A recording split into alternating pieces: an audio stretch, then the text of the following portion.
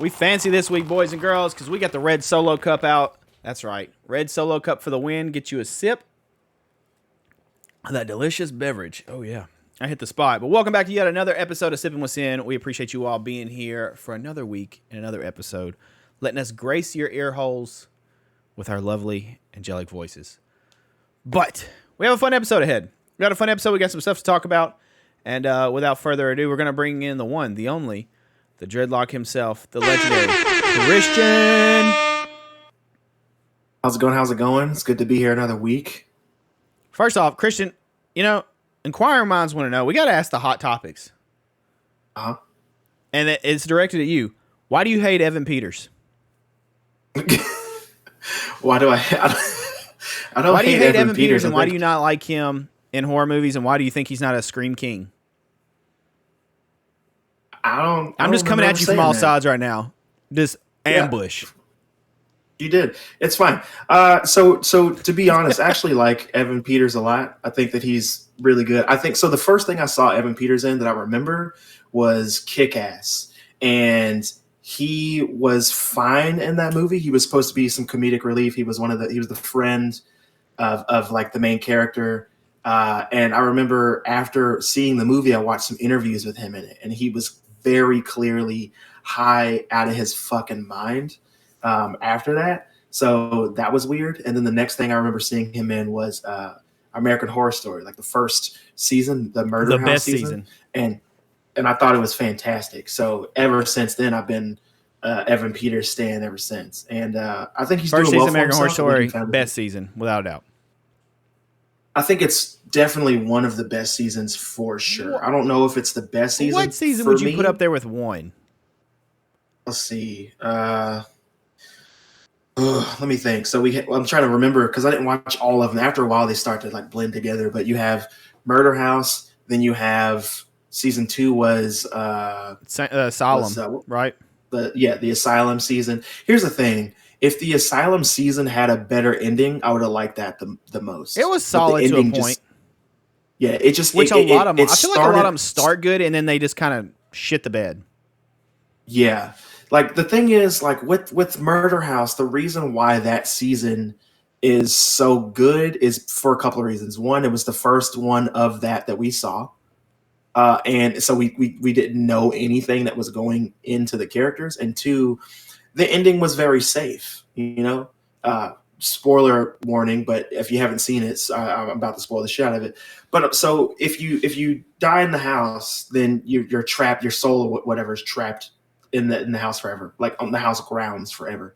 So we kind of knew where it was going to end once pretty much our main character started passing away. You know what I'm saying? You kind of knew what you were getting into. So it was a very safe ending, like I was saying before.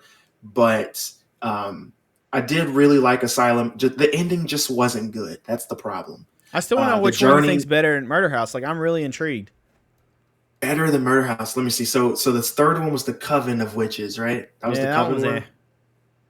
So the thing is, like, the Coven one was fine. I did actually like that season, but it had a lot of moments in it where I was like, I mean, is this necessary? Like, do I need this? I don't think I need this. But I did enjoy it. It was weird, but I enjoyed it. Then you had the Funhouse kind of thing, like the Freaks, I think is what it was called. Not the Funhouse, the circus kind of one. I can't think of. I'm pretty sure that one was called Freaks. I'm trying to look up a list of all of them right now. Yeah. I think my favorite season is probably the one with honestly, it's really funny because this should be my least favorite season. Okay, here's your seasons to help you out. Okay. All right, you ready? Yeah. Murder House, Asylum, Coven, Freak Show, Hotel, Roanoke, Cult, Apocalypse, 1984, double feature, and then the season 11 comes out sometime this year. Which I think they've already said what season 11 was, and I actually forgot. Yeah, that's coming out on Hulu exclusively, I'm pretty sure. Well, I know Hulu has, what is it, American Horror Stories? They have like a spin-off thing. Yeah. So I think my favorite season is Cult. With Hulu, so. My favorite season is Cult. Cult. Okay. Yeah, that's the one with the election and Evan Peters' character is like a super Trump supporter. Yeah. And then you have, that I think that's my favorite one because um, start to finish, you kind of get a pretty solid run through with that story, and I like how it evolves. It goes fucking insane, but all the seasons do. But I just remember having a lot of fun with Colt. That was the first season since the first season that I was just like fucking down for the ride the entire time. I liked And I actually Hotel watched that for the most season. part. I watched that season with Joe. What was that? I liked Hotel for the most part because I went in. That was one of the first things I've seen Lady Gaga act in. And I went in and I was like, I don't know, this season may be bad because I kind of was doubting her and she impressed me with her acting. And I was like, okay, you're actually not bad. And I was intrigued with that. I remember Freak Show disappointed me thoroughly because it started so good. So good. And it was, that's the season with Twisty, the clown. That's right. And they literally shit on Twisty and it just ruined the whole season for me. I was like, I don't care anymore. Like, I'm done. 84 was cool. The thing with Twisty the Clown is they promoted him to be like the big bad of the season. Like he was the motherfucker. He goes out pretty early too. About. Yeah. Which is that's what ruined it for me. Once it like they kind of ruined him and like finished him off in his character, I was like, okay, that sucks. I agree Cult. with you on that. Wow, I wouldn't have picked Cult for you as your favorite. Yeah, what would you have picked for me? 84 probably. The 80s slasher style at a camp. Yeah, that one would have been my favorite, honestly. But like I said, the closer you get to the ending, the worse the story got for me. I didn't finish it. So yeah, it didn't end. I remember it ending and me being like, okay. Like it just didn't end too well for me. And I remember that ruining the fucking journey for me. So, I also liked that was a big problem. This last season double feature, but I didn't see the second half. I only watched, I guess, the first half where it was kind of like a limitless pill. You know what I'm talking about? Like you take the pill and, you have like, was it a hunger for raw meat and blood and stuff? Yeah. And you can either be, if you have talent, it like amplifies your talent, makes you like really good. But if you don't have talent, you literally become like a Nosferatu zombie kind of, or not zombie, sorry, vampire style thing. Just running around with a big coat on, looking all weird. I was really actually into that part, and then I didn't see the other part with the aliens. Like I stopped watching, which is, I feel like I do that a lot with this show. I'll just stop watching. Like it'll start getting to a point and I'm like, all right, you're losing me. I mean, honestly, that does happen a lot with this show. It's really easy. The beginning is always the best part because it just kind of doesn't go anywhere, So I agree, and that's why Cult was my favorite because that season kind of had a definitive start, middle, and end, and I enjoyed the ride for that. Okay. But I guess we should get into to what I threw a curveball. I wanted to start this episode, listeners, by getting Christian off track because he likes to try to mess me up. So there we go. I do. Turnabout is fair play, but. As I like to start every episode now that we've went on an Evan Peters tangent. By the way, I'm an Evan Peters fan. I think he's awesome. I really enjoy his roles in American Horror Story, and in an upcoming role or a role that's recently out there or that we'll be talking about next week. But we're not talking about this week because I haven't watched it yet. But Dahmer, it's on Netflix. As of the time of this recording, I think it came out yesterday, and I am beyond excited. Me and Christian have both expressed our interest in serial killers, and the pictures I've seen of him. Dude, he looks the part. So I'm super interested. It's done by Ryan Murphy, who also does American Horror Story. So kind of all ties in nicely together. But we'll talk about that probably next week. We'll see. We'll see if Christian gets to watch it. I'm definitely going to try to watch it this week. But speaking of watching, what we like to do every week to go to episode is talk about what we've either watched, read, listened to, or played recently. So with that being said, we'll do it. We'll let Christian run us down on his week and what he's been into. As far as like watching stuff, like I haven't had a whole lot of time this week. I've been a little busy with just like life stuff. But I did watch more Smallville.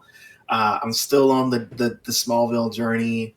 I'm into season 5 now. What I can say, watching Smallville as an adult is such a different experience when you're watching it as like a teenager, because when Smallville was coming out, like I don't know, just starting high school, I want to say. Probably no, I think it was before that even. But anyway, all that to say, watching Smallville is definitely weird now that I'm an adult, because some of the shit that happens in that show, I'm just like, shut up. Like, I just want to tell some of the characters to shut up. Like, Clark does some really dumb shit a lot, and it's it's starting to get annoying. But the actor Michael Rosenbaum, who plays Lex, is like clearly hit his stride with his Lex Luthor character. It's fun to see him do his thing. One of my favorite characters in the show constantly gets shit on, and that's Chloe, one of Clark's best friends. She's in love with him. He doesn't give a shit about her. He's actually kind of a dick to Chloe. Like, watching it now with the 2022 lens and me being an adult, I'm just like, dude, just fucking let her go, please. Like, like, you can't be her friend in the way that you want to if she's very clearly in love with you. And here's the thing. Every single person in the show in Smallville knows that Chloe is in love with Clark, and Clark is just like, no, we're just friends. It's fine. I love Lana. And it's so annoying. Like, that piece of the episodes, the story is really annoying. Everybody has fucking kryptonite in this. Everybody's affected by kryptonite and getting powers and shit. So you got the Freak of the Week thing that's every week. And like, that's actually interesting because it gives you a reason to watch the show every week and stuff. But like I said, I'm still trekking through that. I'm still gonna watch it. I'm enjoying what I'm seeing. There's annoying parts, sure, but it's still enjoyable to watch. And every now and then Joe will come in and see an episode I'm on, and I'll just kind of info dump on like what's happened. So that's cool. But as far as that goes, man, like, I haven't really had the time to sit down and just watch anything else. I did watch Sleepy Hollow recently to start off spooky season, and I watched The Terminator because no matter what anybody tells you, the very first Terminator film is a horror film, 100%. I mean, sci-fi. I guess I can get on board with that. Sci-fi horror. Yeah, the Terminator, you would just equate him to a slasher villain. Sarah Connor is the final girl, and Kyle Reese is, the heroic boyfriend character that sacrifices himself to ensure the safety of our final girl. And he doesn't die at the beginning of the movie because he's a virgin. As soon as they have sex, he dies. So I guess I can't really argue that too much. I guess I'll jump on board with that. I'll drink the Kool-Aid. There you go. It's great. So something love that film. You brought up starting spooky season. We have a thing we watch. I think you and your partner do the same. We watch a different horror movie or something every night in October, as to kind of like celebrate. It's like a tradition we've done for several years now. We need to. I think what we'll do is we'll post on social media, like kind of doing like a 31-day challenge, and post like maybe what we've been watching and stuff. Maybe people can respond, show us what you've been watching, and we can have like a nice little communication with our audience. That's some spooky stuff. What do you think? I think that's a really good idea, man. Like, there's no better way, in my opinion, to set the spooky season ablaze than to watch a new movie every day, and that's a really good thing. And then to get into with you guys, the listeners, like, I know you guys watch spooky shit too. You're listening to us talk about it, so tell us what you guys are watching. We'd love to know. We could watch the same kind of stuff and have a good conversation about it. I'm breaking stuff. It's okay. Happens. All right, so Smallville, Terminator, and that's been about it for you this week, right? Or do you have more? That's right.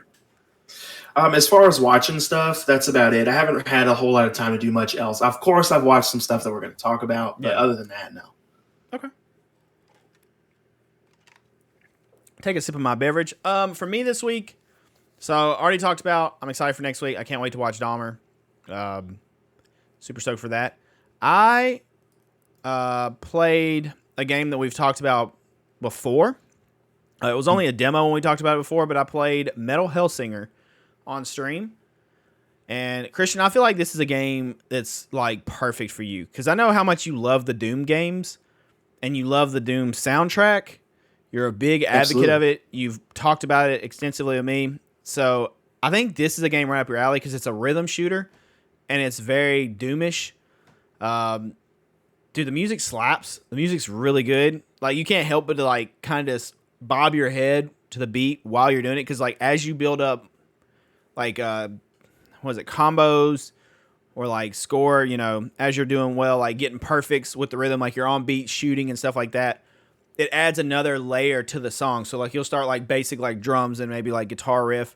And it'll add more and more, and it'll build the song up. And then eventually, like, once you get up to, I think it's 16 times or whatever, it adds vocals, and it's just jamming out. Dude, it's such a good game. It's a fun playthrough. I really enjoyed it. But I've been playing that this week, and I really What have you been playing it on? I played it on Xbox. It's on everything. Okay. That sounds awesome. I think I don't think it's, like, that bad of a price. I'm going to say it's... I could be wrong. I'm going to say it's around $30 to $40. Like, it's not a full, super expensive thing. And the story's solid. Like, you know, you're a demon-looking person, and you're just killing demons and stuff. Demon-looking person killing demons. I mean, I don't want to say too much because I don't want to potentially ruin the story of everything, but I like it. You have the vocalist from System of a Down's in it. His song is freaking epic as shit. Trivium, Arch Enemy. I'm trying to remember these off the top of my head. And then a bunch more. Like, and it's all DMCA free.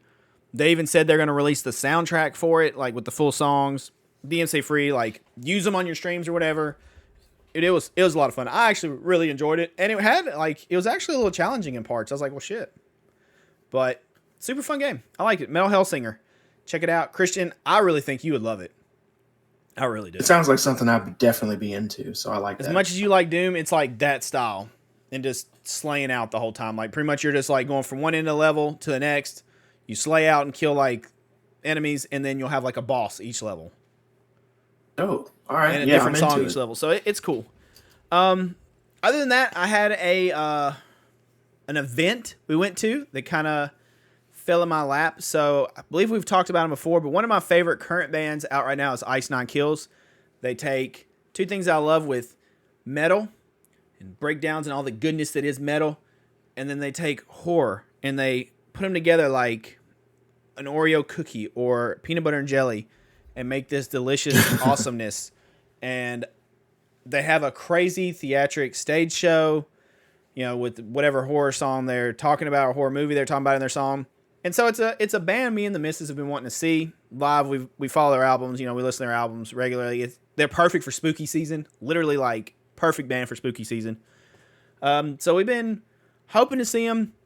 They come to Nashville, and it happened to fall where we could see them, and they're actually on tour with Crown the Empire was, I think, the opening band. And then it was Ice Nine Kills, and then Slipknot, who I am not necessarily a huge fan of. I was never a big Slipknot fan. You know, I liked them. I liked some of their songs and different stuff. You know, I have nothing against them. I just wasn't necessarily a band that, like, was one of my big bands I would go to. Always appreciate what they did. And I have to say, Slipknot live is insane. Like, those dudes, to even be, I think, we were trying to look it up. Corey Taylor's like 48 or something, 47. The lead vocalist. Yeah. Dude, to be their age, they're going hard as hell. Like, they have an insane stage show. So, they were really good. Like I said, they have a bunch of really good songs. Christian, they had the longest, heaviest 808 I think I've ever heard in my life. Damn. Like, I'm talking... That sounds fucking awesome. Ice Nines, 808s and stuff, because Ice Nine's heavy. And so I was like, yeah, this sounds so good, because it was it's an arena where we watched them. I was like, God, it sounds so good. I was like, I can only imagine playing with this sound system. And then Slipknot comes out, and they made Ice Nine's 808 sound like a freaking clown horn. Like, I'm talking about this 808 hit, and it would shake everything. And it was just like, and I was like, God dang. Like, it was insanely heavy. Do you remember where they played in Nashville? Yeah, they played in Bridgestone Arena, where the Predators played. Oh, so they had a pretty big they had a lot of space to work with. Oh yeah, dude, that stage was huge. I took pictures of it. Like, their stage setup's insane. Also, so I'm sure you do the same as a musician and stuff, Christian, but like, you know how you'll watch different performers and performances? Like, obviously me doing vocals, I tend to gravitate to vocalists. I'll watch vocalists and know what they do and their movements, stuff like that, and all that, right? they have, so Slipknot's known, they have a huge band. It's like 9 members, 8 members. I can't remember. One of the two. It's a lot. It's a lot of people in there. Yeah, they have like a DJ. They have a percussionist. They have a drummer, guitar players, bass player, singer. I think they have another sampler, like somebody does samples. I don't know. They have like, it's a whole bunch of stuff. Well, the 2 percussionists, dude, that would be the gig. I feel like that would be my calling. Like they do backup screams every now and then and vocals, that's pretty much yelling, but they just go ham. Like they're jumping around up there, hitting these freaking drums in like a keg, and they're bouncing around just doing crazy shit the whole time. It's wild. Like they're just up there hype for like, and they played a good 90+ minute set. Damn. Yeah, and they wear a mask. If you don't know who Slipknot is, they wear a full mask and stuff. And anybody that's ever played in a band or anything, stages are hot. It doesn't matter what time of year it is, you sweat like hell up there. Like, it is crazy cardio. And to put a mask on and do all the stuff, because they're moving. They're not just, like, stationary playing their instrument. Like, they're moving all around the stage. Dude, that's insane. I don't know if I could do it, honestly, in a mask. I might possibly die. I mean, I could definitely see myself trying to play a full set with a mask on a super hot ass stage and definitely passing out right before the last. I mean, just imagine, because you know how much you sweat up there. Just imagine then you put on like a latex mask or whatever they're wearing, and how hot those are, like when you wear it at Halloween, and then you're headbanging and jumping or singing and screaming. And good gosh, dude. I mean, I'm assuming because of how big they are, they probably have it set up to where they're, 1, used to it, but 2, also have like some kind of mechanism in their mask at this point. I'd like to think that. I don't think they definitely not confirmed. I've seen a video of his Corey Taylor's mask, and it's like pretty basic. The one he's wearing now is creepy. Like even from like a distance, it's like a full head covering mask. And I guess he has where the jaws will move. You know, like it's kind of loosened where while he sings, it doesn't like restrict him. Mm-hmm. But it's a full head mask with like the only opening are at the eyes, and hopefully he has holes in his nose and the mouth. And I guess ears for his in-ears. Yeah, but they have big ass fans, like industrial fans on stage. You can see them like in their stage setup. Well, there you go. But just having that on stage is a bitch because it takes up so much space. Oh, dude, they took up. Well, you know how Bridgestone is. They took their whole stage was full of stuff. Just everywhere. They would set stuff on fire. Like, I don't know. They did all kinds of things. Big pyros everywhere. It was wild. Back to Ice 9, though. Ice 9 was amazing. They crushed it. So good live. If you get a chance to see either one of them, I highly recommend them. Like I said, I was never a big Slipknot fan, but the ability to check them off my list and say I've experienced them live and watched them live, dude, I don't regret it. It was awesome. But that's been pretty much my week. Watch the show. Yeah. Also currently watching Chucky, but we'll talk about that next week as well. So we got Dahmer and Chucky for you guys next week, so tune in for that. But that's going to bring us to, I believe, our first topic, which is I think Christian has a news update for us. I do, man. I'm going to just jump right into it. So we've talked a lot on this podcast about the state of Warner Brothers and all their films and TV and even HBO Max at certain points.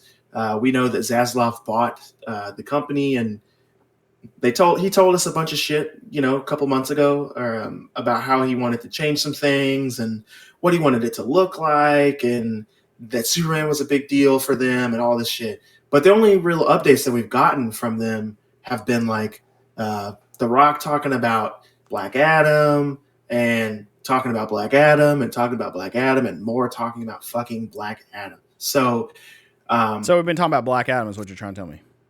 That's what I'm trying to tell you. And then we did get a cool update recently about Constantine 2.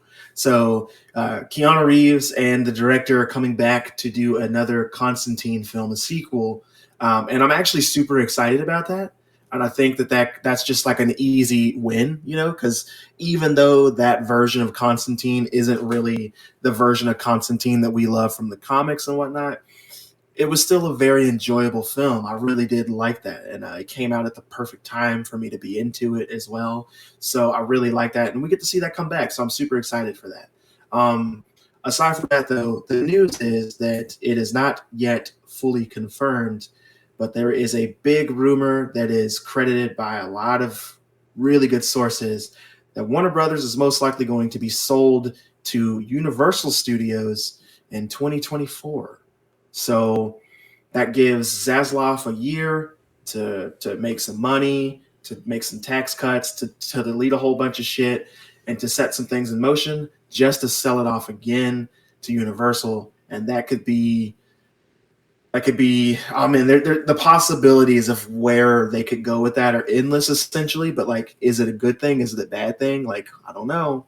But just wanted to let you guys know that that's definitely something that's, if you're plugged into the Hollywood network, then you'll definitely see that that's something that people are talking about right now for sure. And people are trying to figure out why and what was going on. And one of the things that happened leading up to this is the guy who used to run DC before it was bought by Zaslav. They asked him to stay on and to keep doing stuff. Keep approving movies and blah blah blah. But he said no. And the thing that pissed him off was when they canceled the Batgirl film. So canceling Batgirl really pissed a lot of powerful people off. A lot of people are walking away from Warner Brothers. A lot of people have gotten fired, of course. There's been a lot of layoffs. But with that being said, the news that I'm bringing you guys is that Warner Brothers will most likely be sold to Universal in 2024. And if you have thoughts, hit me up. Find me on the socials and tell me what you think. Sam, what are you thinking about that news? That's pretty crazy. I don't know. Like, DC's in such a weird spot right now. Well, they've been in a weird spot, but it's like a constant revolving. I don't know. I just want some stability. Does that make sense? Mm-hmm. It does. I just want some I can't talk. Stability. And let's get some stuff going. Let's get some projects locked down, some projects scheduled. Come out on time. Jesus at the delays or cancellations. Come on, DC. Get shit together. Maybe this is what they need. I don't know. We'll see, man. I think it's going to be a long while before they get their shit together, especially if the rumors end up being true, which we're leaning to yes at this point. But yeah, if they're getting ready to sell, man, then they're probably going to want to have a lot of stuff on the back burner so that when they do sell, they can sell it for a little cheaper than they want to, and then whoever buys it, which, like I said, is looking to be Universal. It's this. So the reason why I'm saying this, just for clarity, is remember when Marvel Studios and stuff, before they had Fox and or Disney, before they bought Fox and all that stuff, and now they have the rights to like all their characters again. Before that happened, the same dealings were going on behind the scenes that people weren't really talking about unless you were plugged into that kind of stuff. So the same dealings right now are happening again. It just happens to be happening with Warner Brothers and Universal. So that's why the rumor is that Universal is going to buy Warner Brothers, and Zaslav is going to try to sell Warner Brothers for a fixed price. And Universal wants to buy Warner Brothers, but they have their own dealings. They're like, hey, we want to buy it for so many billion, and we want all this stuff. We want this, we want that. And Zaslav is trying to, sweeten the deal for himself. Obviously, money talks, bullshit walks. So they're really just trying to make this as easy as they possibly can. But it's going to take them, about a good year to get it going. And the only reason this is even possible is because Marvel owns the rights to so many other companies now, and they had to go to legislation for that to happen. Like, they had to go to court and all that stuff. People had to vote on this. Because that happened, that now opens the door for other companies to do certain things like that. So they have to go through the right avenues. And I believe, like I said, in another year, it's going to be sold. So we'll see what happens, man. That's why there's only a few projects that we hear coming out right now. You got The Flash, of course. You got Black Adam. You have them working on a new The Batman film. But a lot of other DC films are either being pushed back, they're being canceled. We got Aquaman, of course, coming out as well. But those films keep getting pushed back. They keep getting pushed back, and now we know a little bit more of why that's happening. So yeah, that's my news, man. I just wanted to bring that up real quick. All right. Well, thank you for that news update. And yeah, we'll see how it all plays out. But that should take us to our next. Speaking of Marvel and Disney, that should take us to our next subject, She-Hulk. To be honest, I don't have a lot. This is kind of like copy paste the last few weeks. So the most recent episode 5. Episode 6, excuse me, sorry. Episode 6 dropped time of recording this today. And another filler episode. Long story short, it's another filler episode. She-Hulk goes to a wedding. She's strutting her stuff. She gets drunk. She gets in a fight. That's about it. And we see, end of the episode, we see a syringe with, I'm assuming, what is the dude asked? The guy you brought up, the Tony Stark guy? Yeah. What did he ask? He was asking her. He asked if something would penetrate her skin. And I can't remember what the hell it was. Yeah, he was asking her questions about if her skin's really impenetrable and like, you know, how the workarounds for that. Didn't he say, would that work? I think that he did, and I can't remember off the top of my head. Anyways, I'm assuming it's whatever substance he brought up. Kind of like Christian said, I'm going to go on a limb, and I'm going to say it's him. He has concocted some kind of thing that will penetrate her skin so they can actually, attack She-Hulk and defeat her and stuff like that. That was about it. I mean, that in a nutshell. It's another filler episode. I do think it's a good show. There's really not a lot to talk about. They're just kind of going along. It's kind of sitcom-y and just doing its thing, but it is good. I think it is a good show. Another filler episode. We have, 2 more episodes? So this next 2 episodes should pick up. I would think they should actually have some meat and potatoes, more content and, stuff in them. I would think. We'll see, though. Christian, what do you think about it? We'll see. I mean, my thoughts are pretty similar to yours. I got to say, like most of us, I was very, very clearly disappointed that we didn't have Daredevil showing up in this episode. They're obviously you predicted the hell out of that. You were like, Daredevil's in this episode. It has to happen. Yeah, man, it made sense. But he's coming either next episode or the episode after. He will be there, and he's gonna make a grand appearance. It's gonna make that episode the best episode because he's there. With the way things are going, I would imagine they would just hold him into the very last episode because they've been giving us cameos in a bunch of episodes, but last week's episode, Jennifer, even commented on them having cameos in the episodes and having Twitter armor for a week because they have these cameos, but they don't have that in this episode, so it won't have its Twitter armor. And like I said, these episodes were made, directed, edited well before any of the criticisms with the show, like all the Shrek comments that we hear in the show and all that stuff that people are saying now. The people who made the show knew what the fuck they were doing, right? Like they knew what people were going to say. They knew what people were going to be complaining about. So I don't really have anything to add, positive or negative. I do think that it sucks that they teased us. They just blue balled us with the Daredevil tease. He is coming. We will see him. That's going to be cool. The other thing I can say is She-Hulk is still a good show. It's still enjoyable. I think it's lighthearted.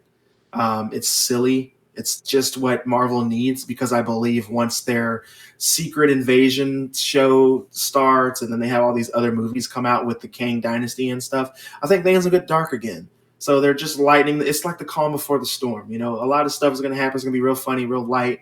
A lot of shit's happening during the day, if you've noticed. A lot of stuff in She-Hulk happens during the day. And I think that that's by design because they will totally change a lot of that shit later on with other films. And then you're going to have the darker Black Panther film that's coming out and stuff like that. So we'll see what's going to happen. I'm really just tired of complaining about Marvel. Everybody knows what my complaints are. I think that the same things that I thought that should be changed a year ago, I think should be changed now.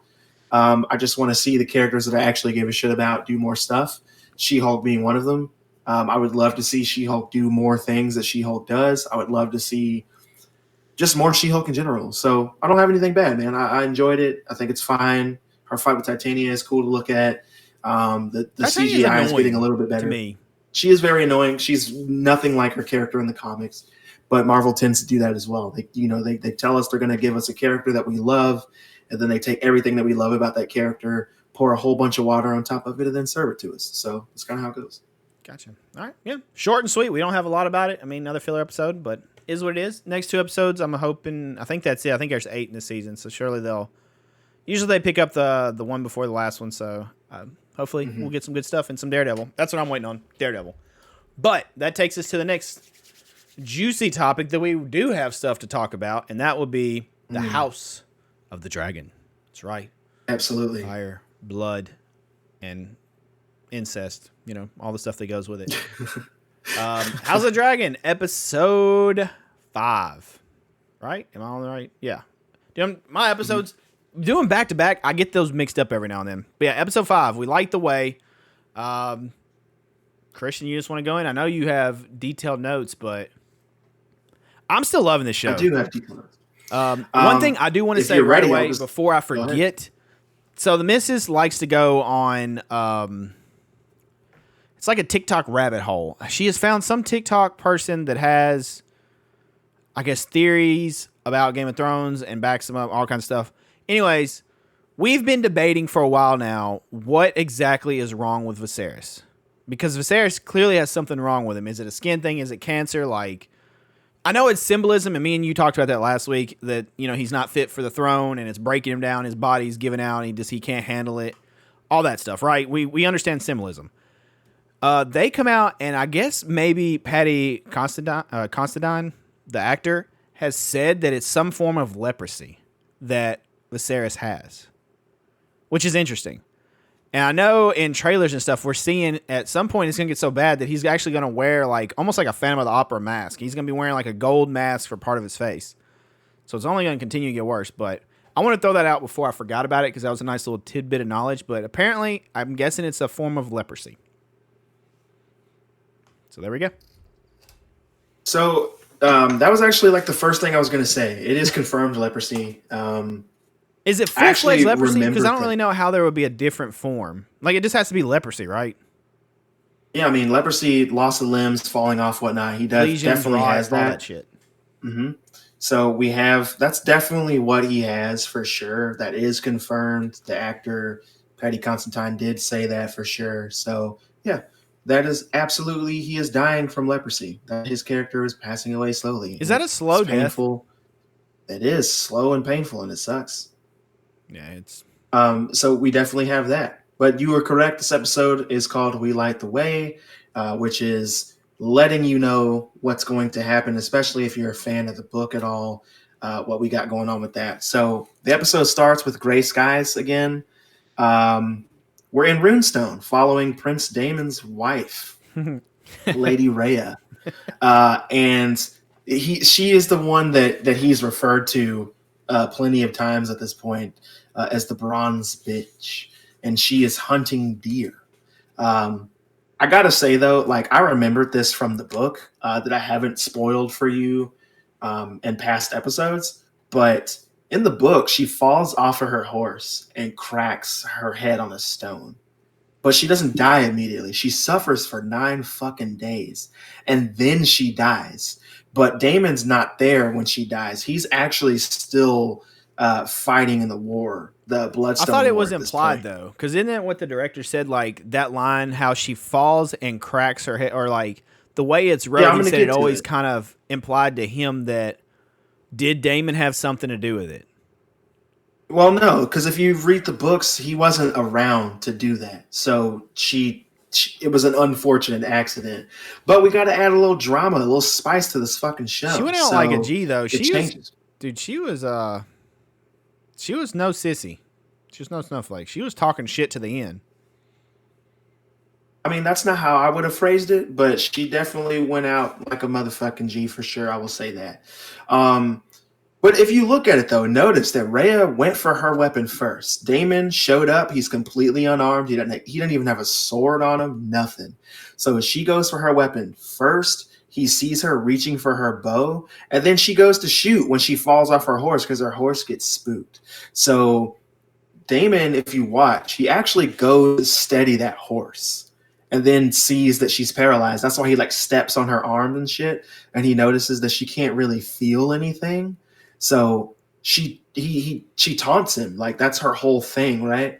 And then she starts talking about him not being able to finish and stuff because they haven't consummated their marriage or whatever because he doesn't give a shit about her. But we already know that pisses Damon off because if you remember from the very first episode of the show, he couldn't finish with the girl he was seeing, who he wanted to take as his wife, who ended up having, little birds and shit later on. Like, if you remember, that's something that really fucking pisses Damon off in general. So once that happens, once we get that scene where she's taunting him, she pretty much sealed her fate at that point. So then he kills her off screen with a rock, and he cracks her fucking head in. So we totally see that going on. So just minor changes from the book. I guess not minor; they're pretty major, but that's definitely a change from the book. But I did like how they shot that. I liked how it looked. Then you go off and we see that the king is meeting with Corlys to tell him about the arranged marriage. Lord Lionel Strong is the new hand of the king, which I thought was cool, especially after seeing the advice that he's given the king in past episodes. Otto is talking to Alicent, and he's telling her the king will die, which is true. He's not lying about that. But he leaves for Old Town at that point, after, of course, gaslighting the fucking shit out of his daughter for one last time. Got a gaslighter. Then we see Lenore, the prince, and we see Joffrey Lawnmouth, I think is his last name, but another Joffrey. So we already know he's not going to last too long. If that's your name in Game of Thrones, you're not going to live too long. But they call him the Knight of Kisses. Then we find out pretty quickly that they're secret lovers. Lenore and him been seeing each other for what we assume has been years at this point. Then we see that what's his name? God, he's one of the Strong children. He's one of the sons of Lionel Strong, and he's the one who walks on a cane. I can't remember his Laris, I think is his name. I couldn't remember his name. I know who you're talking about.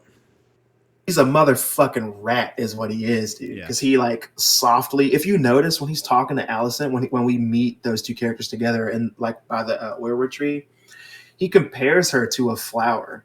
And if you listen to it when he's talking, he talks about how the flower is foreign and is trying to live in this foreign land and all this stuff and shit. And it's obviously comparing the flower to Alicent. But I thought that was really cool how he did it because he's super sly.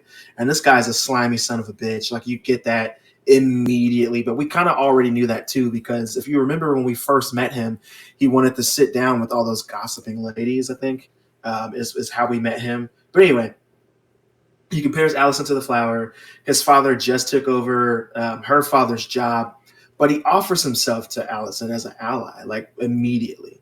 And then that's when I remembered that he was with those gossiping ladies in an earlier episode. So he's pretty used to sitting down and listening to what people are saying and hearing a bunch of rumors to spread out later on. So he's a sneaky son of a bitch. Then he tells Alicent about the moon tea, essentially, the whole situation with Rhaenyra. So that pisses her off to no fucking end because she's like, oh, she just lied directly to my face. So that just kind of sets off a chain reaction of fuck shit that's going to happen later on in this episode. A chain reaction of what? Episodes. A chain reaction of fuck shit is what I said. That's a very interesting description. Fuck shit. Okay. It is. Fuck shit. Sure how else would you explain it? I'm going to get it patented. Fuck shit.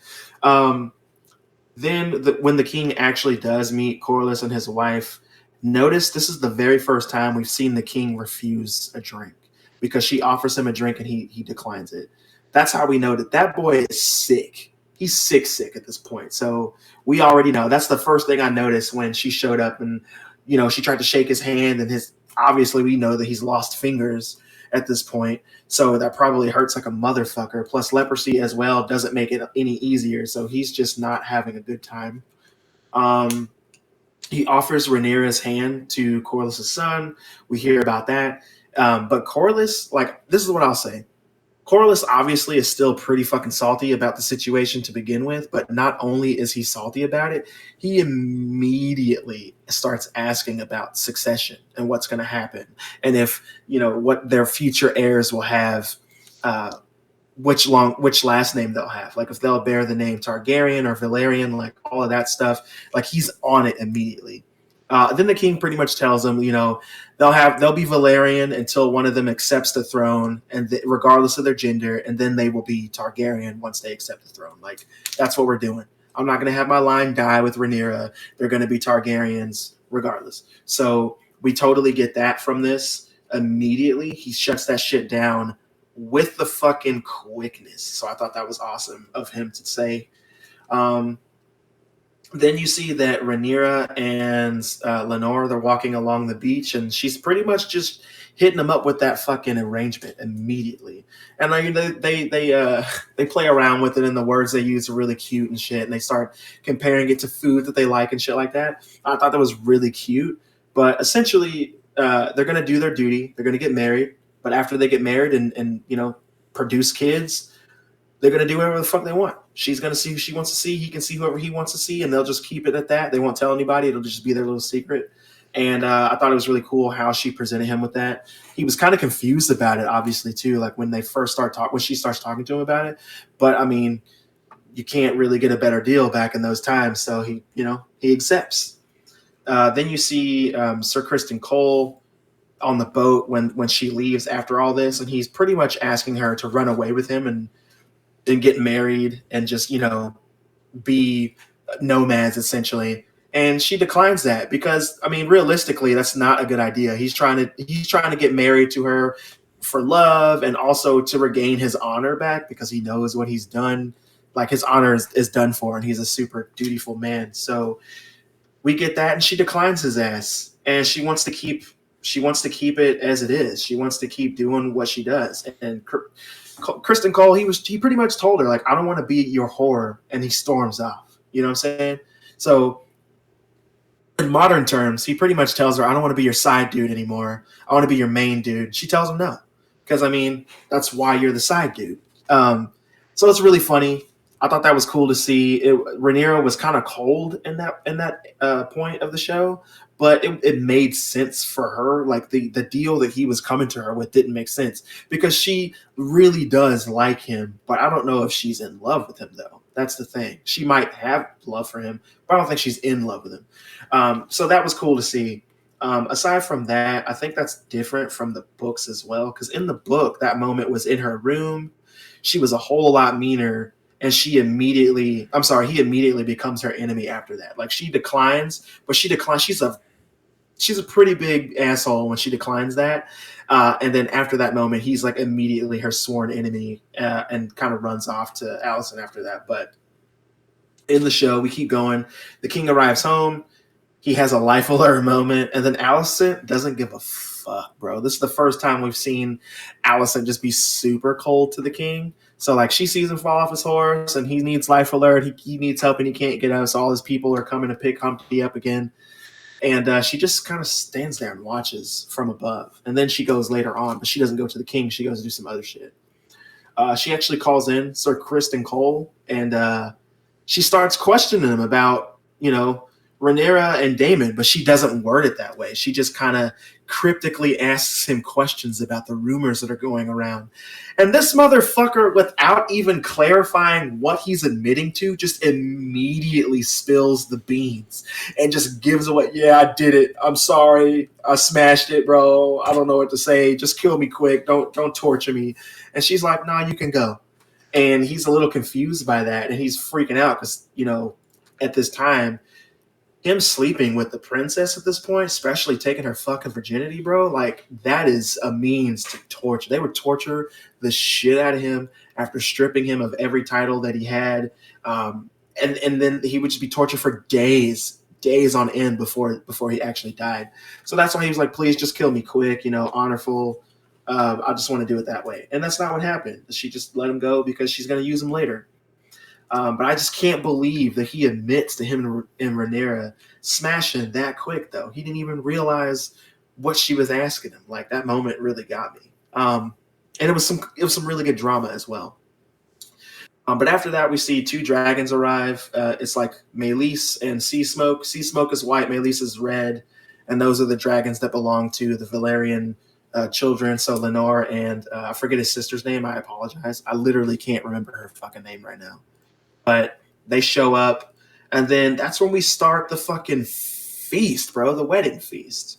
I Game thought of that was a Thrones really cool weddings, scene. yay! They always go well.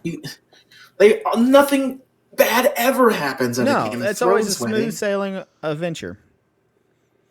So you get House Valerian arriving, and then Daemon arrives, and the king is kind of pissed, but he doesn't want to start any shit because it's a wedding. You know, they're starting off the festivities early. I forget how many days he's supposed to say that they were supposed to celebrate before the marriage happens, but it doesn't even matter because, as you Isn't it know, a it's a Game week? of Thrones wedding, so nothing's going to happen the way. Wasn't it Yeah, a I think week? it is 7 days. Wasn't it like 7 I think days it of is. like partying and tournaments and stuff? Yeah, all kinds of crazy shit that you don't need before a wedding. But yeah, absolutely. Um, so Damon shows up and then sits at the table. He gets a seat, sits down, and they just kind of go on about their business. And Allison's not there at this point. She's running hella late on purpose, obviously. But when she does show up, she's arrived in full green. And this is symbology because readers of the book know that her wearing green means that she is throwing down the gauntlet. The war has officially fucking started. And they also mention it. And no, The dudes talk about it too. It's what they light up yeah, their that's her family's tower color or for something. war. Yeah, it's the start of a Yeah. war.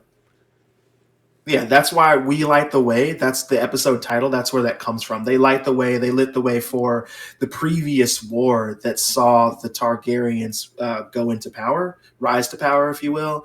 And that when they lit the way from their high towers, the color was green. That's their war color for them. So that's why green is such a symbolic color for her. That's why she wears so much of it.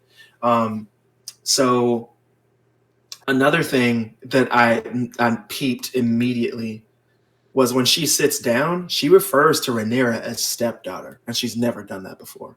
So she's completely done fucking with Rhaenyra. They're no longer friends. They're not friendly. She knows what's up. You lied to me, blah blah blah. But like I said, in the show, it's a little different because Rhaenyra and Alicent kind of play their characters as if though they were romantic with each other. So she's jealous and hurt. But the thing is, like, realistically, you've been smashing her dad for years at this point. You got 2 kids and stuff. Like, that's a lot, you know, that's a lot to deal with. But anyway, with that being said, we get that scene and they don't make it a super big deal, but it's just enough. It's just enough. Then you see that Daemon gets confronted by Gerald, I believe is his name, from Runestone. And then he confronts him about killing the queen. Daemon pretty much does a big dick move and says that, you know, Not Daemon. accusing me here. Never Daemon. Every single week of this show, we just watch to see what kind of shenanigans Daemon's going to get into, right? Yeah. But anyway, so after that, we see that Daemon pretty much just flexes. He's like, well, that's a pretty big accusation. You could totally die for saying that here if I were to tell everybody what you just said to me. Also, I'm going to go to the Vale right after this wedding, and I'm going to claim all of my late wife's land, and I'll see you there, is essentially what he says. And, you know, the dude walks off like that. That really starts some shit. He fucking walks off. And then getting into the juicy parts of it, Daemon and Lena, that's her name. Lenore and Lena, that's her. I finally remembered the other Valerian child's name. I'm so sorry. But, you know, they're dancing. Everybody's dancing. Rhaenyra's dancing with Lenore and stuff. And, you know, people are supposed to be merry and happy at this point. And Daemon and Lena start flirting real hard and dancing. And there's definitely a reason for that. You'll see that in the next episode for sure. And then Joffrey figures out that Sir Criston Cole is the paramour of Rhaenyra. He finds that shit out immediately because he is just literally stalking her, watching her, pissed off, almost driven to tears. So he goes over essentially to talk to him about it. You know, hey, I know your secret. You know my secret. Let's keep their secret safe and don't worry about it. Everything will be cool. And that kind of sends him over the edge. Then you see that Daemon and Rhaenyra are speaking to each other, and she taunts the shit out of him, and he doesn't like this, and he's really pissed off, and he grabs her fucking face while the king is looking. So the king is like, oh my God, what's happening? What's happening? And that's when you hear it right there. She's out of sight. You hear her scream. The king sees him grab the face, and then boom, shit pops off. It's hitting the fan. This doesn't happen in the book, by the way. Joffrey doesn't die here. He dies in a tournament later on. Same way he does get killed by the same person. No, he gets killed. Like, Criston Cole kills the shit out of him at the tournament, like, on purpose. And he does it because we'll go over it in a second, I think. But essentially, what happens is in the book, he goes to get his during those tournaments when they can go and get your favor, like a certain maiden's favor, he goes to get Rhaenyra's favor. She denies him. She gives her favor to Joffrey instead, and Sir Kristen Cole gets fucking pissed about it because he hates her essentially at this point, and because she turned him down. And he goes and they fight, and he kills Joffrey on purpose, beats the dog shit out of him. But anyway, like I was saying, Sir Kristen Cole does. He does that because he doesn't get her favor in the tournament in the books, but it's different here. So if you get back to the brawl, we never see how it actually starts, but you do see that Joffrey and Sir Kristen Cole are fighting. Other rival houses are fighting because everybody's got bad blood at this fucking wedding because it is a Game of Thrones wedding. So everybody's throwing hands. The king is clearly dying up there, coughing up blood. And then Lenore Strong orders his son to go do something. We don't know what it is at first. But he ordered his son to go keep Rhaenyra safe. And once we see this happen, like she's like, "What are you doing? What are you doing?" He picks her up and pretty much carries her out of there. So that's a cool thing, and I'll circle back to that here in a minute, just to give you more context for that. But dude, Sir Kristen Cole beats Joffrey's face into fucking taco meat, and then he's dead, obviously, because he doesn't have a face anymore. And then we see Lenore crying. It's really sad. You notice that Sir Kristen Cole doesn't get arrested because he's a Kingsguard, or he's a Kingsguard at this point. So he doesn't get arrested for killing this man, but you do see him later going to the weirwood tree to kill himself, but he gets stopped by Alicent. She doesn't say anything to him yet. She calls his name so he doesn't do it. But we don't see the conversation that they have. They purposefully don't show us that. Then you see that Rhaenyra and Lenore, they get married in a very small ceremony. Lenore can barely say his fucking vows because he's so hurt that his lover just died. And it really sucks. It's really sad. And then right after they both promise themselves to each other and are officially married, you see the king fall. And they make it seem like that he's died, but he clearly hasn't died just yet. But it's fucking insane. But some things I wanted to say after that real quick, just to clear some shit up. One big difference between the show and the book is that Alicent is older than Rhaenyra. So her calling her stepdaughter is even more petty in the book, because in the book, she is 9 years older than Rhaenyra. They made them the same age in the show to make their friendship, more of a thing, so that it would hurt more for us later on, seeing it later. And also to show us, where their mindsets are a little bit more so, because Rhaenyra, like I said, is pretty young, but they changed the ages of these characters on purpose. And then the other thing is that when Lionel Strong tells his son to go help Rhaenyra, he doesn't say words. He just kind of looks at him and gives him this reaffirming, head nod. And that's very telling, because book readers will know this, show watchers will know this through the promo for the next episode, and maybe just watching the next episode without watching the trailers. But he doesn't just replace Sir Kristen Cole by being her new guard. He replaces Sir Kristen Cole in every way, which means her new paramour is this guy. So she's fucking this dude while her and Lenore are married. And then we've already seen from other trailers, especially the trailer after this episode, but she gives birth, her older self obviously gives birth to 2 sons, and they do not have white hair like Lenore. They have brown hair, and their brown hair is the same color as the Strong guy. I forget his name. It's not Lionel Strong. I forget his name. I'm just going to call him Sir Strong for right now, for the sake of the recording. But a lot of people call her sons the Strong Boys, and they do that because they're apparently pretty strong, yes, but also because they belong to the Strong line. They're not Valerian children. So we'll see that a lot playing out, and we'll see how other characters use that to their advantage to get under Rhaenyra's skin and under Lenore's skin as well, because a lot of people are going to start coming for the throne here soon, because the king Viserys, he is not long for this world. You can see that, especially if you watch the trailer for the next episode. So there's a lot going on there. And I'm just super excited. I can't wait to see how this is going to play out. I can't wait to see what changes they do to the show from the books. I can't wait to see what they keep in. I'm just super excited. I can't wait. Like, this is one of the first shows in a long time that I've been super excited to watch week to week, because normally I hate the week to week format. I just want to take all of the stuff in as long as I can, as much as I can. But since we've been doing this podcast, like, I can't remember the last time I was this excited to, go the next week to watch a show. Can you? Boys, maybe. Mm-hmm. Boys, absolutely right. I think the Boys. Yeah, 100%. The Boys was the other show that I was rooting for this much. Not really. I mean, it's just something about Game of Thrones. The way Game of Thrones is, just it sucks you in. If you're a fan of it, then it gets you hook, line, and sinker. I do have a theory I want to throw out there and see what you think about it. I haven't done much on it.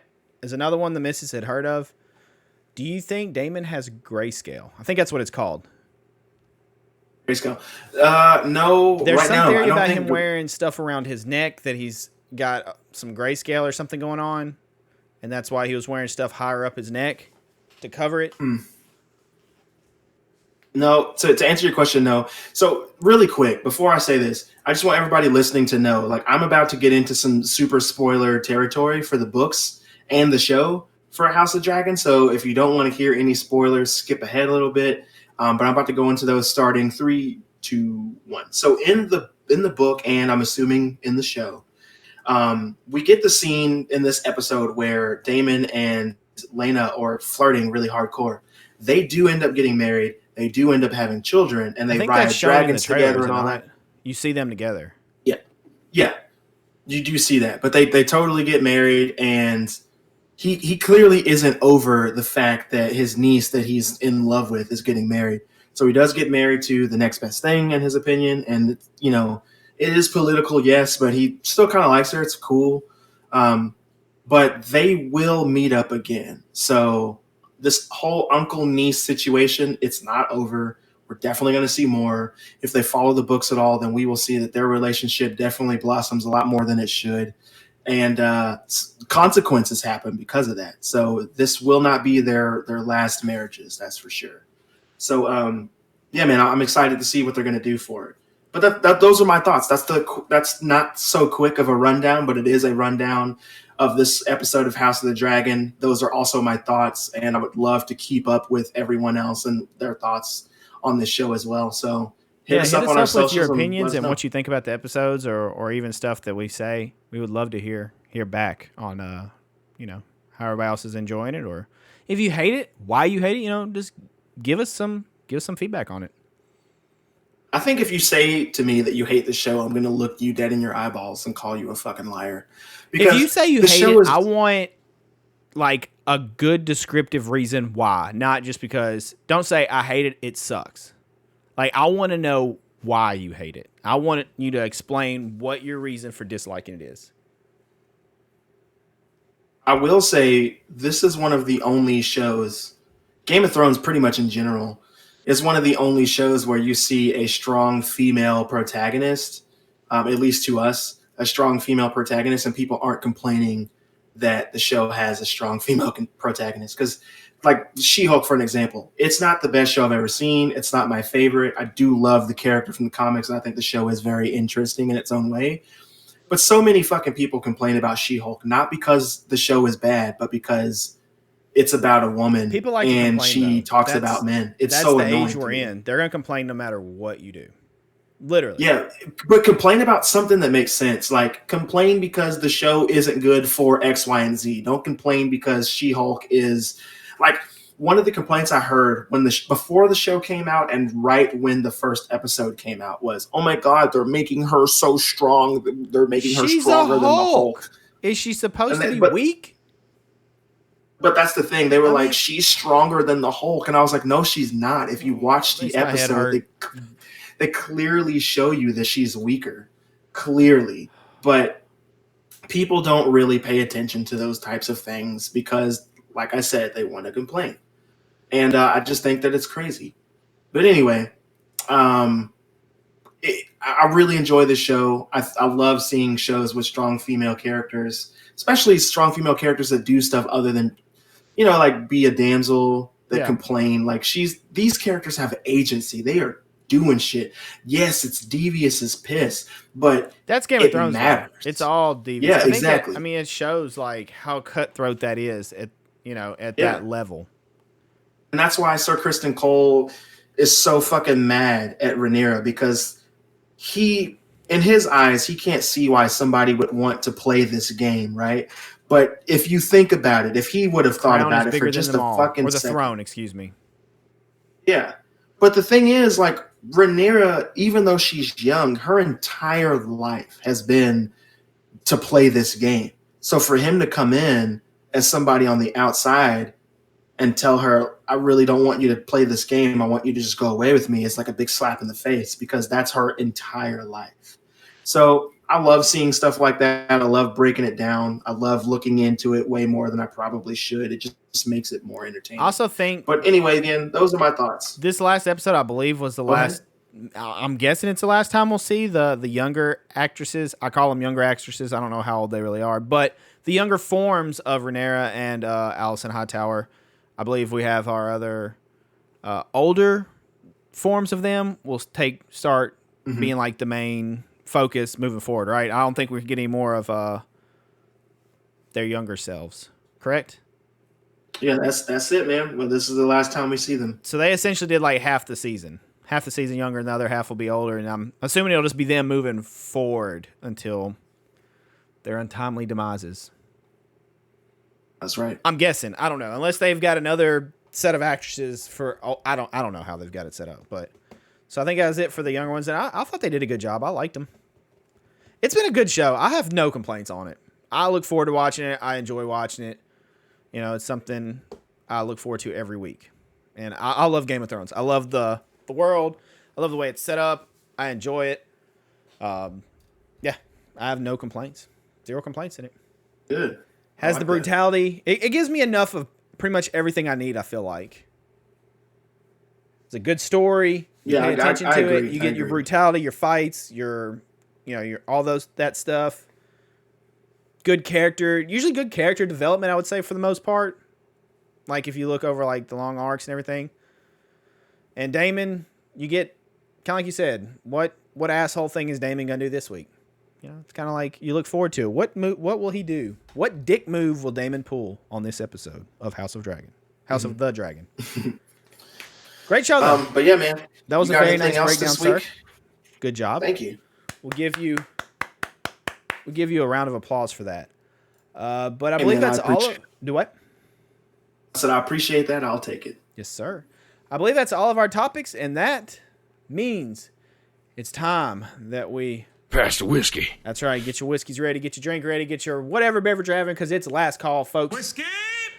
Last call. This week, I think, Christian, I think you have yet another thing for spooky season for us, don't you? That's right. Before I do that, I did have one more thing.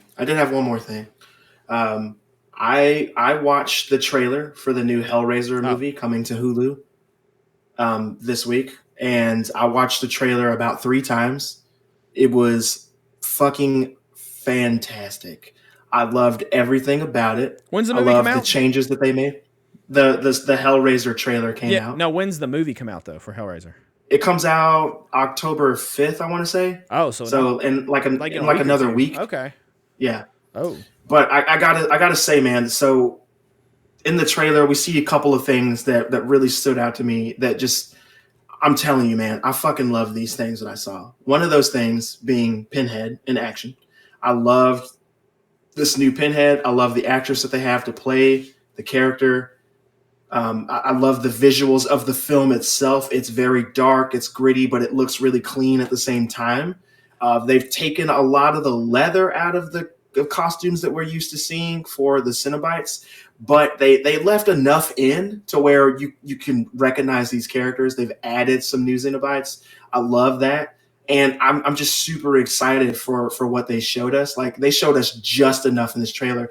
This was the fucking perfect trailer for a movie of this type. You get the general story. They introduce you to a couple of the characters. You don't know where everybody's allegiances lie. You don't know exactly what's going to happen in the story. We just know that somebody gets the Lament configuration. They change it up. They figure out the puzzle. Shit happens. But another change that they made to the story of Hellraiser that I absolutely 100% am fucking on board for is the box isn't fucking boring in this movie.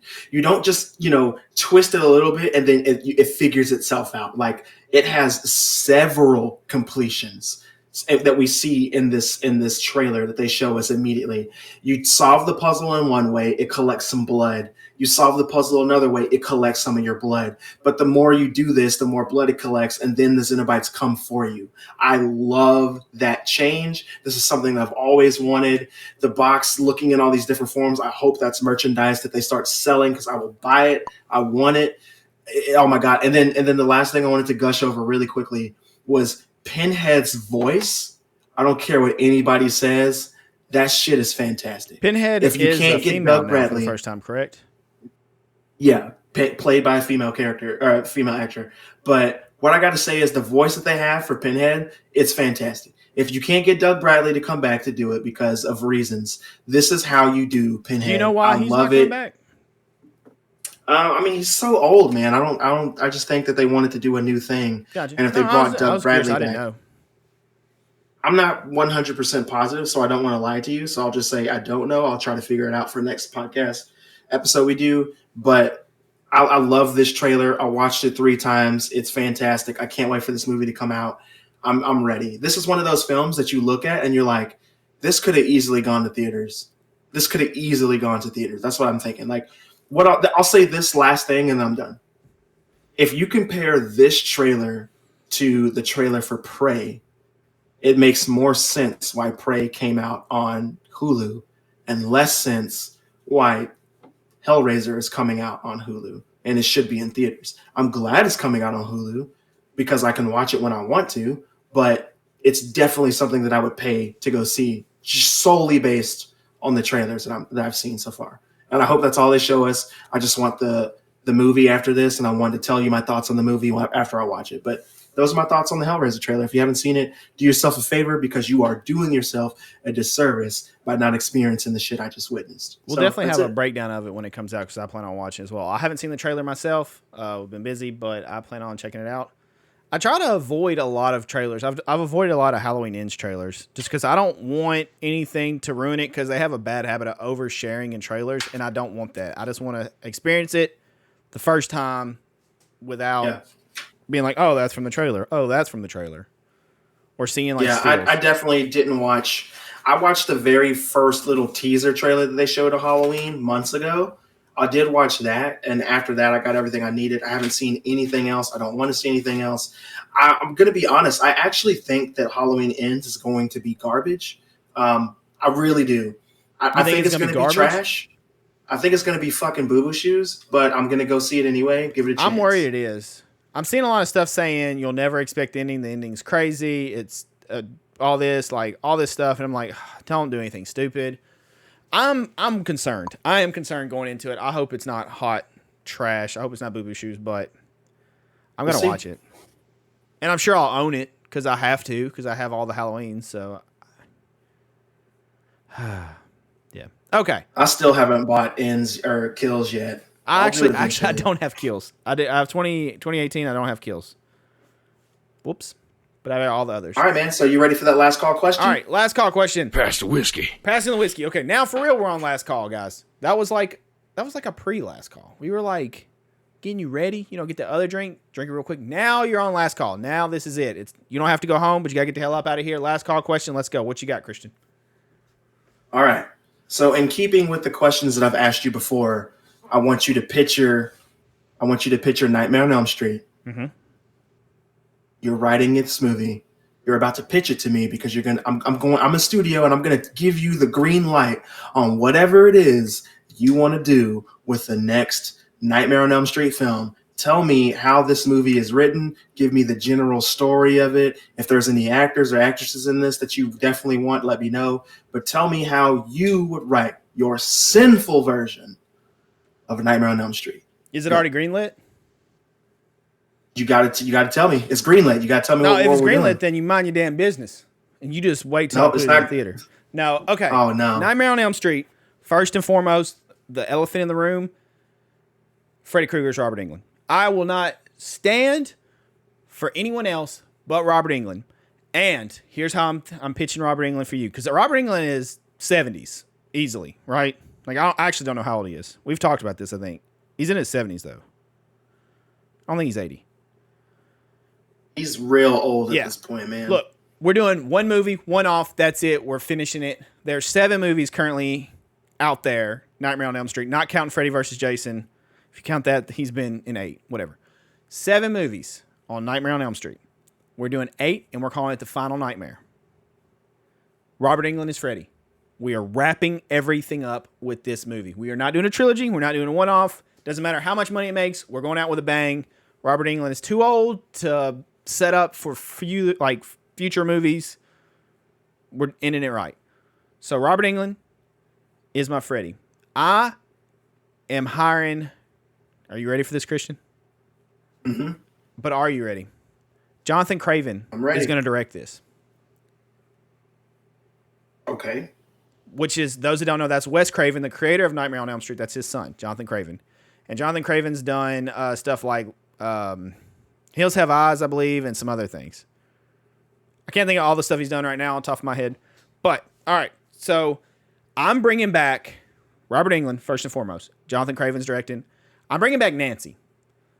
I'm bringing Nancy back in some...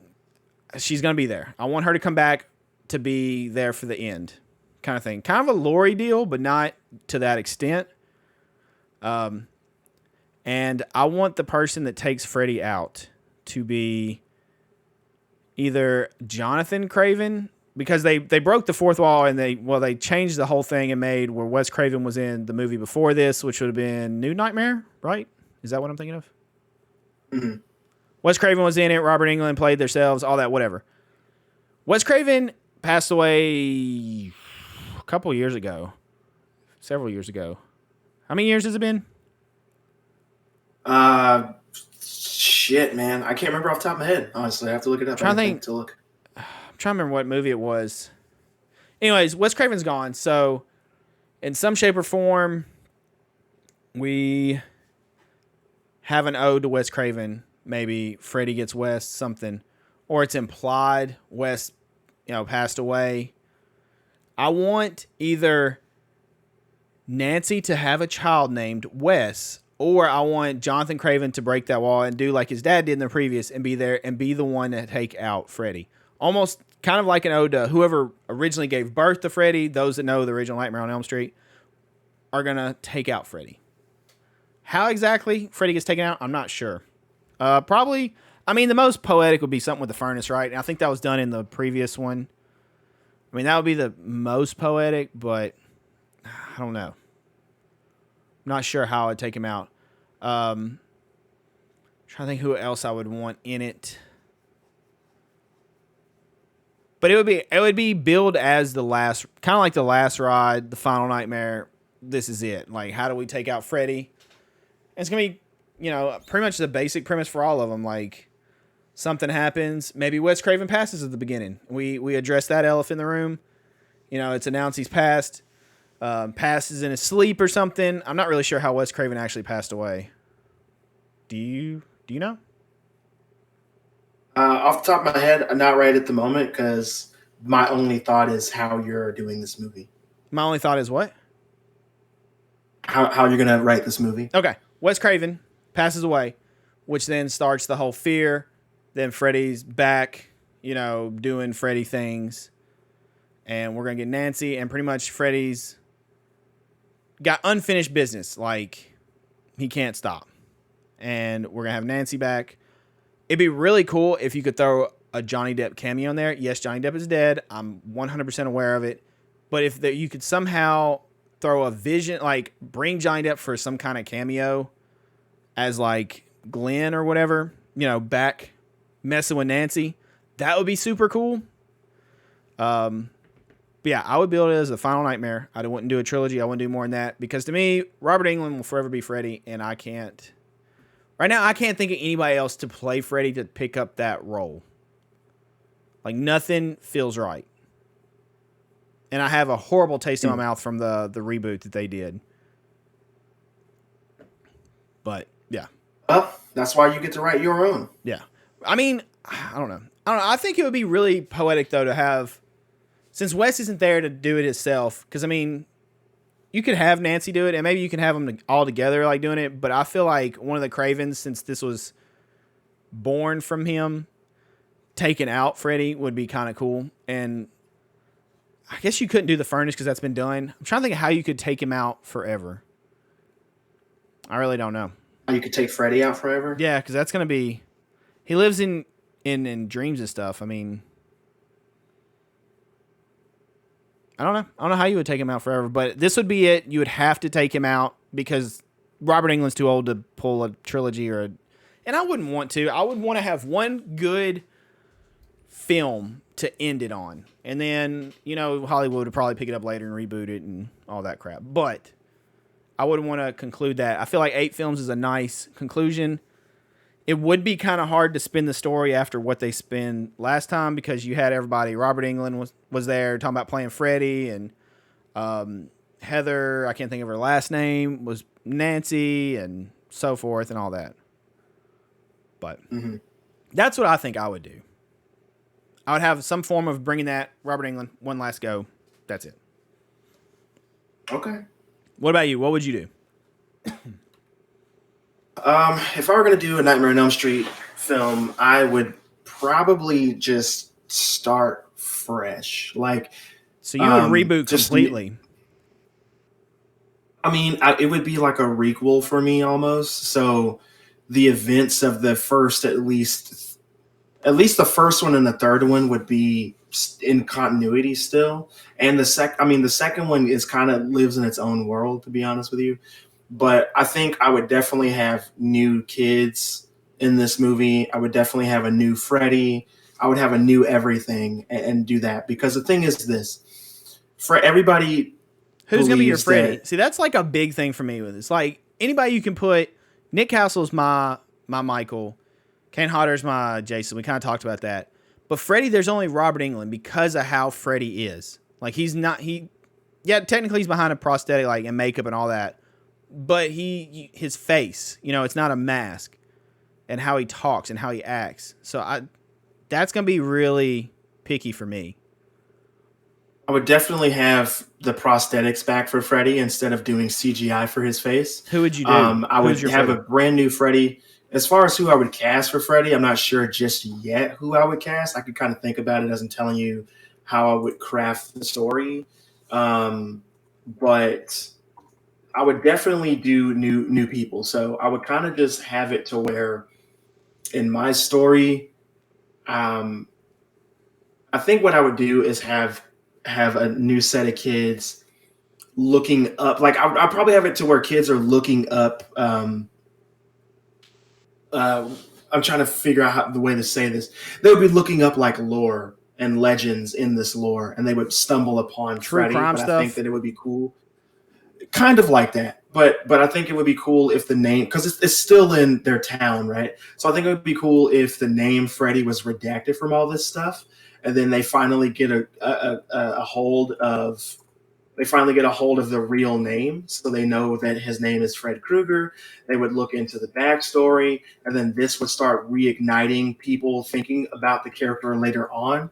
Maybe one of the characters is kind of a wimpy person, they have nightmares and stuff. And them having nightmares is kind of a casual thing that we talk about earlier on in the script, so it's not a big deal. But because this person starts to be afraid of Freddy, not knowing what he, is, who he really was, what he really looked like, because they redact all this information, right? So if it's current day, they've redacted all of this, and they finally get in touch with the right people, with the right websites and shit, and they find out this information. So this guy's just dreaming up Freddy, essentially. And I think what would happen with that is that because he's dreaming up this character, Freddy is the person that we see him dream up. So I think that would be really cool to see, to have him kind of come back to life in a sense for this thing. So Freddy is back now. He has new victims he could go after, and he wants to keep himself essentially alive by people remembering him. And the best way to do that is to cause fucking panic. So he would start killing these teens. And I think that that's what I would have the character do. I would have a new final girl character that's not related to Nancy, so that we have a new person to follow. And I think it would be cool to follow this person throughout their life. I would at least want to do 2 movies. I'm sure 3 would probably be the way that I would go, but I would want all new stuff. And as far as who I would cast for Freddy, I'm not really sure. Like, there are some people that I think could look the part, but I don't remember all of their names, to be honest with you. One of them, his name is Richard Brake, I think is his name, and he's been in some Rob Zombie shit.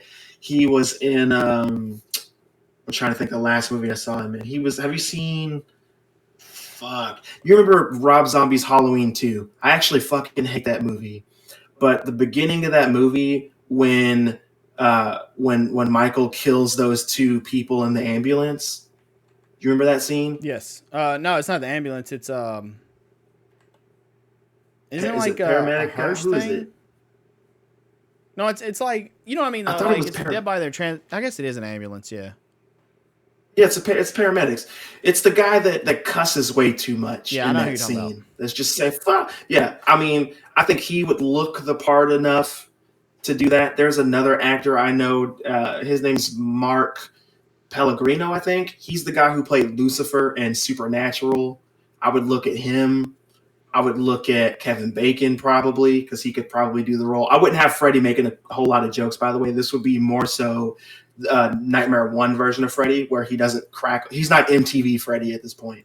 So he's actually scary. I would look at him. I would look at Walton Goggins, the guy who was in Vice Principals and Predator. That's an interesting casting. I would look. Vice Principal guy? Yeah, I would look to him. Yeah. I would look at him for sure.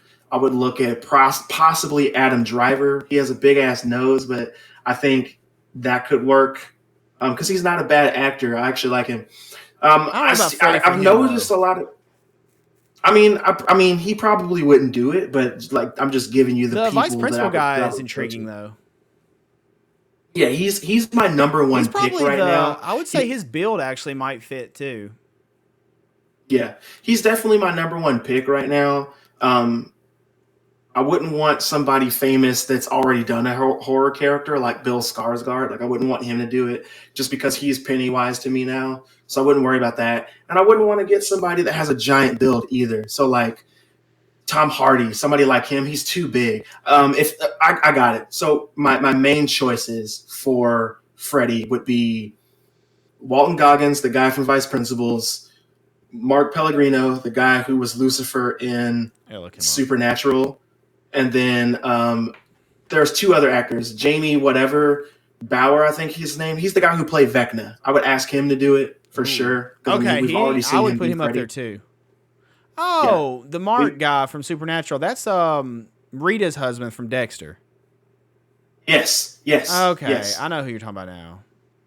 Yeah, he's a great villain. I could totally see him pulling it off as long as I didn't give him a whole lot of. I'd put him right there with Vice Principal. Yeah, Walton Goggins and the guy that plays Vecna, Jamie Campbell, I think is his name. Those are my 2 top choices. I may and then I gotta go for like above him though. I can just see because that. he's already played a character very similar. I mean, I would ask him. I would totally try to get him to do it. And then another actor that I would ask to do it, who was like an obvious choice, would be Willem Dafoe. Wait, who? Willem Dafoe. Oh. He's a little older though. If you're doing, I could totally. Yeah, but he could fucking do it though. Like, I mean, look what he just did for Spider-Man. He wanted to do all the stunts they would let him do and shit. I would totally ask him to do it. I know that the acting would be on point. The facial expressions, even with the makeup, would be on point. The voice would be on point. Like, he could totally fucking do it. So those are my top 3 choices for sure to play him. And if I was really down bad, yeah, I mean, that's the thing is, like, if I'm going to do this, I'm going to do it my way. I don't want to have a shit ton of ties to Wes Craven, because you're not going to please anybody doing that.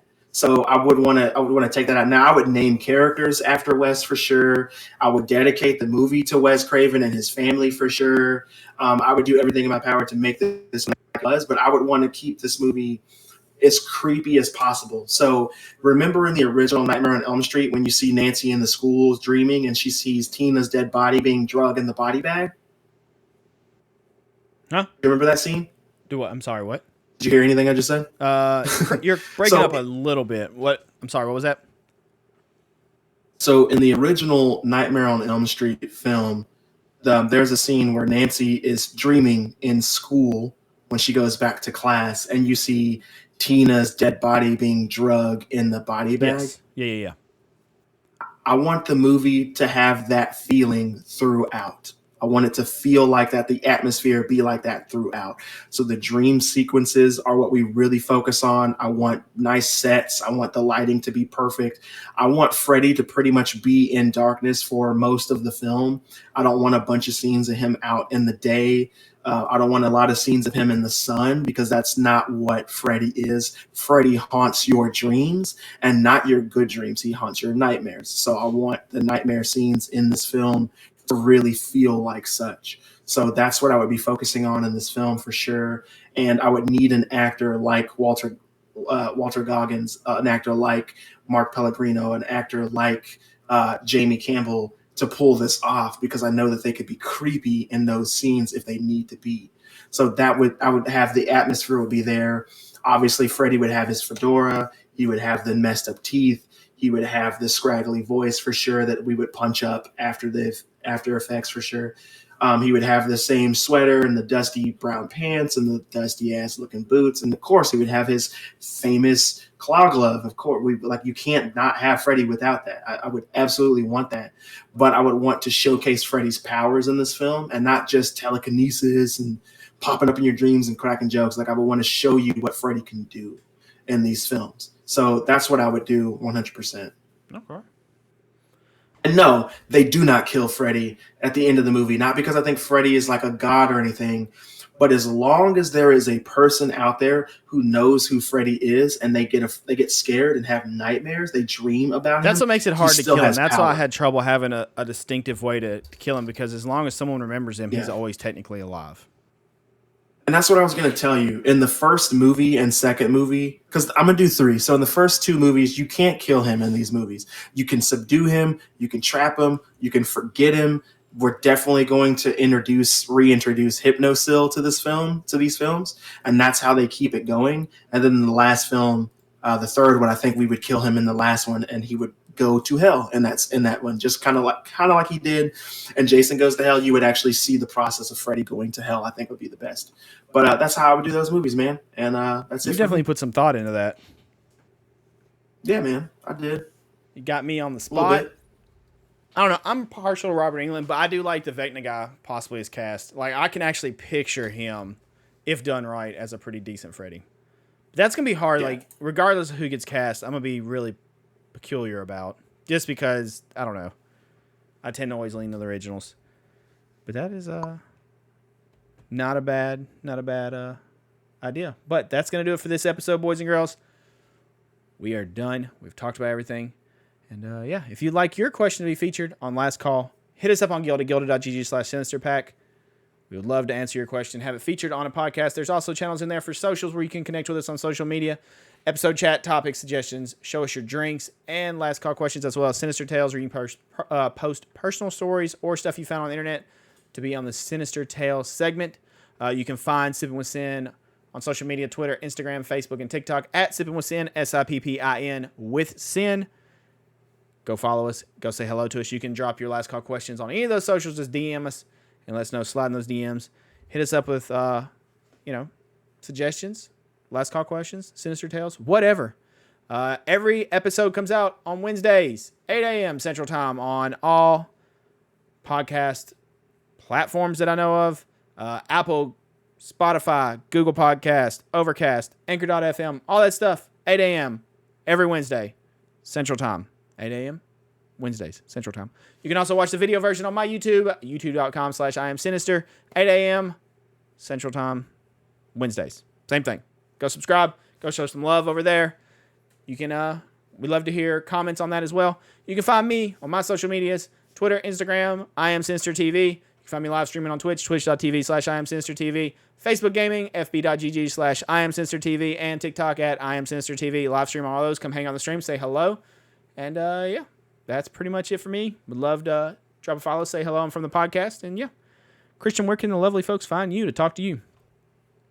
You guys can find me on all the socials at Vin and Ink. That's all one word, VENINDINK, excuse me. Can't spell today. And if you can't find me there, you can just find me by searching my name, Christian. That's where you guys can find me. I don't have a whole lot of social media because, contrary to probably believe, I don't like social media that much. That's right. And that's going to do it for this episode. We'll see you guys next week. We got some fun stuff to talk about next week. Dahmer and more. And Chucky. We'll talk about Chucky, the Chucky series. But appreciate you all. Thanks for listening. If you listen this far, you're a real one. Don't forget, rate 5 stars, subscribe, follow, all that good stuff. Continue to share the podcast. Let's keep it growing. Keep those numbers going up. Let's move up those charts. Appreciate you all. Christian, shut it down. It's time to go home. Thank you all for tuning in to yet another episode of Sipping With Sin. Be sure to leave a 5-star review, smash that like button, and leave your recommendations in the comment section below. But most importantly, guys, don't get gutted. See you guys next time.